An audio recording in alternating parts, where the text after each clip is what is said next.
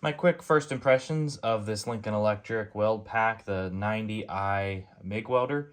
It's a pretty capable little thing, and I've just unboxed it and started to use it. Now, this small welder has the capability to do MIG, so it actually has a hookup here for shielding gas, and it'll run through, and with the right tip, you can run shielding gas instead of flux-core. It can do both. This small Harbor Freight titanium, this is the Flux 125. It, first of all, almost looks identical. It's a very similar structure, but it doesn't have the capability to run argon, but it's also about $150 instead of $400. Just first shot out of the box, just dialing in settings on this pretty thin piece of steel here.